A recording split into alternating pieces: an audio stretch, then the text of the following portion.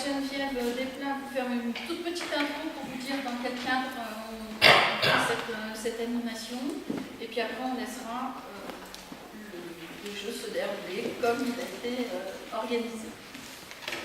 Donc bonjour à tous et puis merci d'avoir répondu présent à cette invitation. Donc effectivement, je vais simplement préciser le cadre et Valérie Breda et Laurent Vincent qui sont ici conseillers en formation continue dans le cadre du monde du Cantal d'un côté, du Bel et de l'autre, pourront éventuellement apporter des trois conclusions si c'est nécessaire.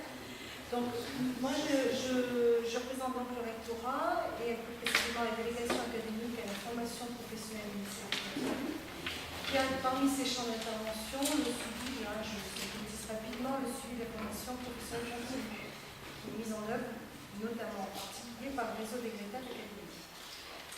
Au sein de ce réseau des Greta, des conseillers en formation continue qui sont au nombre de 35 dans l'Académie. Et ce réseau des conseillers en formation continue s'est rassemblé à un moment donné autour de la question comment pourrons-nous améliorer notre vision des territoires et le diagnostic des besoins des territoires afin que nous puissions apporter des réponses de plus en plus adaptées aux besoins de ces zones. Donc c'est autour de cette question qu'on a commencé à réfléchir. On s'est formé un petit peu à une méthodologie, on s'est surtout rapproché d'AgroParisTech, qui a développé une méthodologie d'analyse des territoires.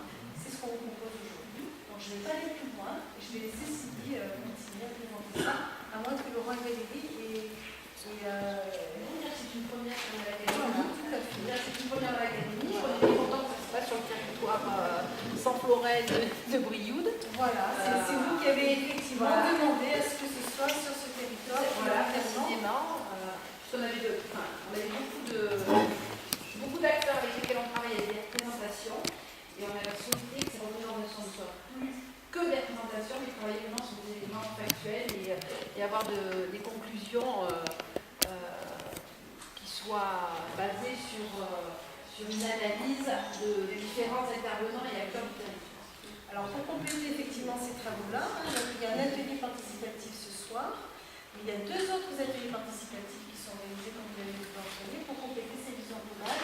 Peut-être que tu pourrais dire un mot sur le fait que vous associez aussi des collégiens, des lycéens, à étendre un petit peu cette réflexion. Donc j'espère que cette réflexion globale apportera beaucoup d'eau au moulin de pas seulement des États, mais aussi des autres acteurs du territoire.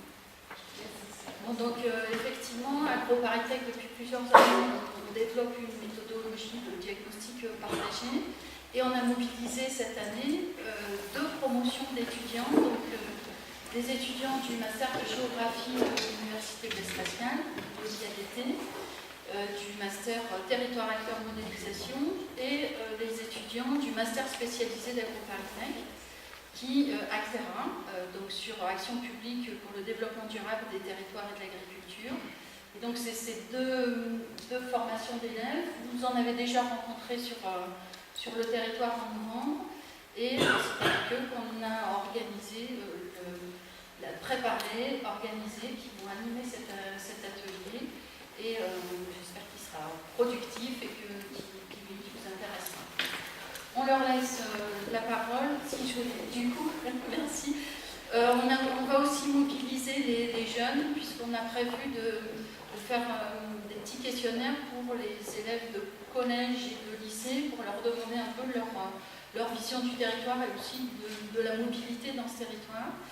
Et on a beaucoup apprécié d'être accueillis aussi dans le collège de la Filière, puisque c'est là qu'on réside pendant les temps d'atelier sur le terrain.